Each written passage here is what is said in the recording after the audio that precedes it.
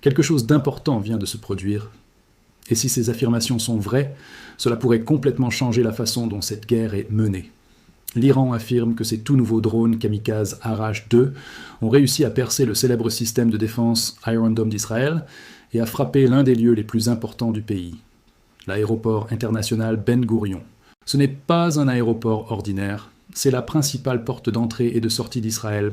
Et surtout, il joue aussi un rôle majeur dans les opérations militaires. Selon l'Iran, les drones n'ont pas simplement frappé au hasard. Ils visaient des cibles très précises, en particulier les zones de stockage de carburant utilisées pour les avions militaires. Ce sont ces réservoirs qui permettent aux avions de chasse de voler et aux avions ravitailleurs de fonctionner. Sans eux, les opérations aériennes ralentissent rapidement. Donc, ce n'était pas seulement une attaque, c'était un mouvement stratégique. L'objectif ? Perturber le système qui permet à Israël de lancer et de maintenir sa puissance aérienne. Un type d'arme différent ? Maintenant, c'est là que les choses deviennent sérieuses. L'Iran affirme que l'Arash-2 n'est pas comme les drones que nous avons vus auparavant. Il est conçu pour être longue portée, difficile à détecter. Plus destructeur. En fait, des responsables iraniens affirment qu'il est spécialement conçu pour franchir les défenses israéliennes. Ils lui ont même donné un nom très direct. Le drone conçu pour frapper Israël. Cela montre que ce n'est pas une arme créée du jour au lendemain. Elle a probablement été planifiée et développée pendant des années avec un seul objectif en tête. Pas seulement une attaque. L'Iran a également clarifié un autre point. Ce n'était pas une frappe unique. Un porte-parole militaire a déclaré que l'attaque faisait partie d'une campagne plus large et continue. Il l'a décrite comme suivant une liste de cibles planifiées à l'avance. En termes simples, ils disent « Nous avons plusieurs cibles alignées et nous les traitons une par une ». Cela change complètement la situation, parce que maintenant, au lieu d'un événement isolé, cela ressemble davantage au début d'une stratégie à long terme. Pourquoi c'est important ? Si ces affirmations sont ne serait-ce que partiellement vraies, cela pourrait signifier les systèmes de défense israéliens sont testés de nouvelles façons. Des infrastructures clés sont désormais directement menacées, et la guerre pourrait entrer dans une phase plus avancée et plus dangereuse. Mais pour vraiment comprendre à quel point c'est sérieux, nous devons examiner de plus près l'arme elle-même. Pour comprendre pourquoi cette situation attire autant d'attention, nous devons examiner de près l'Arash-2 lui-même, car ce n'est pas un drone ordinaire. Cet engin appartient à une catégorie complètement différente. Conçu pour la puissance et la distance, l'Arash-2 transporte une charge explosive d'environ 150 kg. C'est une augmentation importante par rapport aux drones précédents utilisés dans d'anciens conflits. En fait, c'est environ 3 fois plus lourd que de nombreux drones qui avaient déjà posé des problèmes aux systèmes militaires avancés. Et puis, il y a la portée. Ce drone peut apparemment parcourir jusqu'à 2000 km. C'est une distance énorme. Pour le dire simplement, cela signifie que le drone peut être lancé depuis l'intérieur de l'Iran et atteindre les grandes villes israéliennes sans avoir besoin de se rapprocher. Ce n'est pas seulement impressionnant, c'est très intentionnel. Conçu avec une cible précise, la distance entre Téhéran et Tel Aviv est juste en dessous de 2000 km. Ce n'est pas une coïncidence. L'Iran a déjà déclaré par le passé que ce drone avait été conçu spécifiquement pour atteindre des villes comme Tel Aviv et Haïfa. En d'autres termes, la portée de ce drone n'est pas aléatoire. Elle a été pensée autour de ces cibles précises. Il y a des années, l'Iran l'a même testé sur de longues distances, montrant qu'il pouvait frapper des cibles éloignées avec précision. Ce que nous voyons aujourd'hui pourrait être l'utilisation réelle de ces tests précédents. Bas, lent et difficile à détecter ? Voici un autre détail clé. L'Arash-2 ne vole pas comme un missile. Il vole à basse altitude, il se déplace à une vitesse constante, et il a une signature radar très faible. Cette combinaison le rend difficile à détecter à temps pour les systèmes radars traditionnels. La plupart des systèmes de défense aérienne sont conçus pour repérer des menaces rapides et en haute altitude, pas quelque chose qui se déplace discrètement à basse altitude. Donc même s'il n'est pas extrêmement rapide, il reste dangereux, car il est difficile à suivre et à intercepter. Plus qu'un simple drone. À cause de tout cela, de nombreux experts en défense commencent à dire quelque chose d'important. Ce n'est plus vraiment juste un drone. Ils le décrivent comme un missile de croisière à faible coût.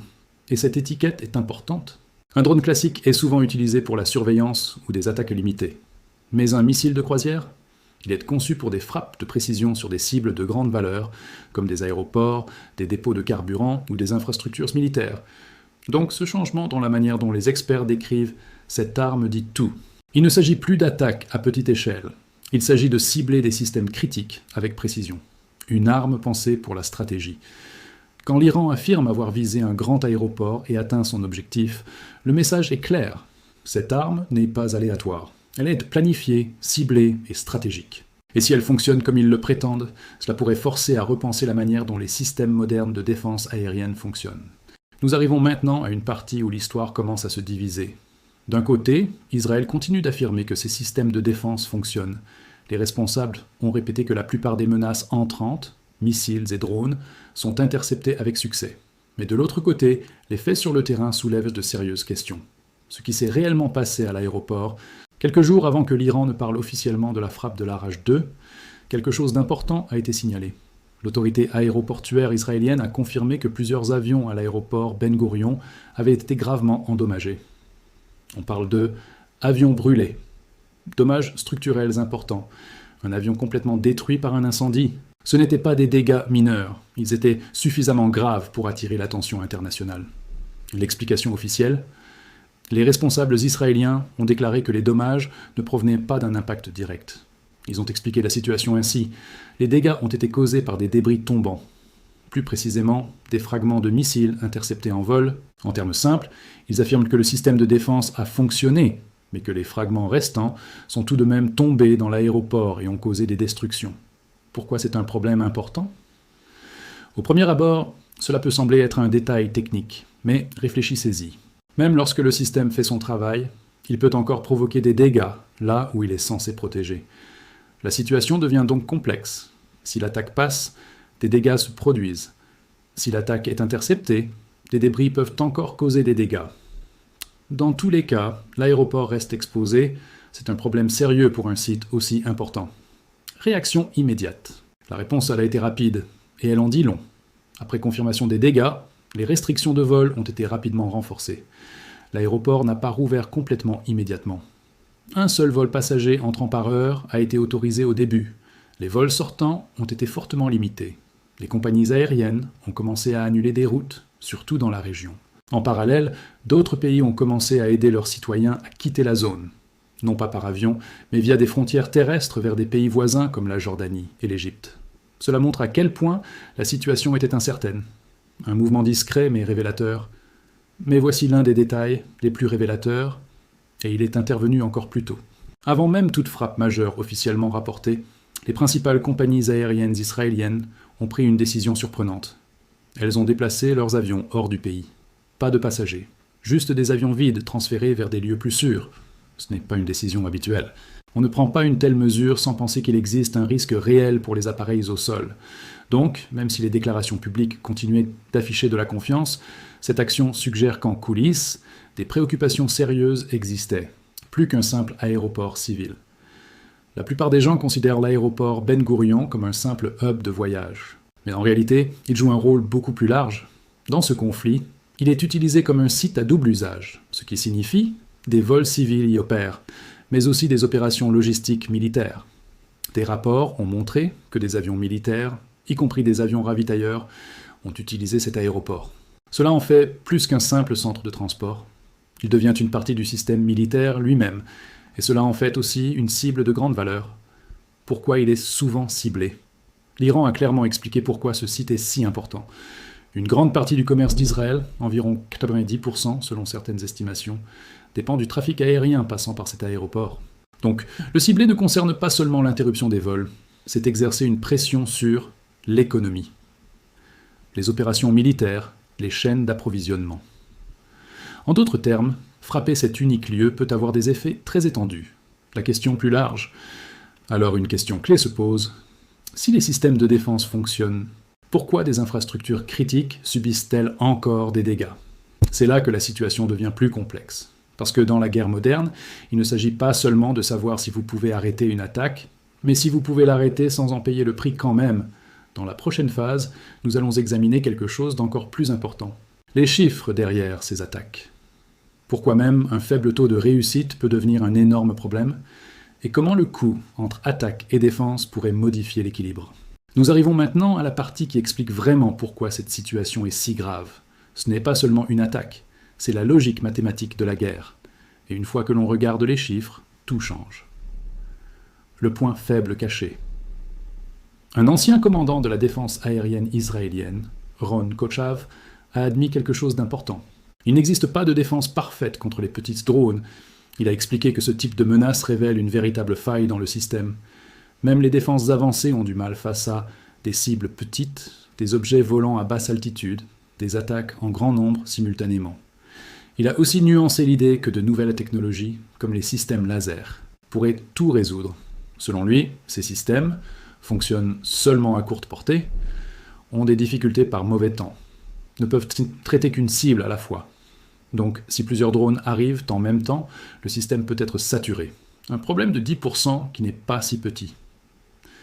Les experts estiment qu'environ 10% des drones attaquants passent à travers les défenses. À première vue, cela ne semble pas énorme, mais regardons de plus près. Depuis la fin du mois de février, l'Iran aurait lancé environ 2000 drones, prenant 10% de ce total. Cela représente environ 200 drones qui auraient réussi à passer les défenses. 200. Et le problème, c'est qu'il n'existe pas de registre public clair indiquant où tous ces drones sont tombés ni ce qu'ils ont touché. Même si chacun ne cause que des dégâts limités, l'impact global s'accumule rapidement. Le déséquilibre des coûts. Parlons maintenant d'argent, car c'est peut-être le facteur le plus important. Chaque drone Arach 2 est estimé entre 20 000 $ et 50 000 $. Mais les missiles utilisés pour les intercepter? Un intercepteur Iron Dome coûte environ 100 000 $. Un missile Patriot peut coûter entre 2 et 3 millions de dollars. Cela mérite réflexion. Le défenseur dépense beaucoup plus que l'attaquant pour chaque interception. Même si la défense fonctionne parfaitement, elle subit une perte financière sur le long terme. Cela transforme le conflit en guerre d'usure, où la question devient « qui peut tenir le plus longtemps ?» Production vs protection. L'Iran a également souligné un autre point clé. Selon eux, les drones Arach 2 peuvent être produits rapidement, lancés en grand nombre, remplacés facilement. Cela signifie que même si beaucoup sont détruits, d'autres peuvent continuer à être envoyés. Donc, stopper une attaque aujourd'hui ne règle pas le problème de demain. La chaîne de production continue. Un signal mondial? Les États-Unis ont déjà réagi à cette pression. Ils ont déplacé des systèmes de défense antimissiles avancés, comme les batteries THAAD, depuis d'autres régions vers le Moyen-Orient. Ce n'est pas une décision anodine. Lorsqu'un pays déploie des systèmes de défense de haut niveau ailleurs, cela envoie un message clair. Les défenses actuelles sont mises à rude épreuve. Le coût humain, derrière tous ces chiffres, il y a aussi un impact humain croissant. Lors d'un des incidents les plus meurtriers, un missile a frappé un abri près de Jérusalem. 9 civils ont été tués. Les sirènes d'alerte n'ont pas retenti à temps. Les intercepteurs n'ont pas réussi à arrêter l'attaque. Cet événement a remis en question une hypothèse clé, que les abris et les systèmes de défense protégeraient toujours les civils. Ce n'était pas le cas. Une propagation au-delà d'un seul pays. Ce conflit ne se limite plus à une seule zone. Des rapports ont lié des attaques ou impacts à plusieurs pays, notamment Jordanie, Arabie Saoudite, Émirats arabes unis, Turquie, Azerbaïdjan. Dans un cas, des drones ont même frappé près d'un aéroport en Azerbaïdjan, endommageant des infrastructures et blessant des personnes. Ce pays tentait de rester neutre, mais le conflit l'a quand même atteint. Le tableau d'ensemble. En prenant du recul, voici ce que nous observons. Les systèmes de défense ne sont pas parfaits. Même un faible taux d'échec entraîne des dégâts réels. L'attaquant dépense moins, mais force le défenseur à dépenser plus. Et le conflit commence à se propager dans toute la région. Il ne s'agit plus seulement de frappes isolées, il s'agit d'un changement dans la manière dont les guerres modernes sont menées. Conclusion complète. Ce qui a commencé comme un seul type d'arme, le drone Arach 2, a ouvert une discussion beaucoup plus large. Sur les systèmes de défense, sur les coûts et la durabilité, et sur l'évolution des conflits modernes. Ce n'est plus seulement une question de savoir qui frappe en premier, c'est une question de savoir comment la guerre elle-même est en train de changer en temps réel. Qu'en penses-tu? Vers où cette situation évolue-t-elle selon toi?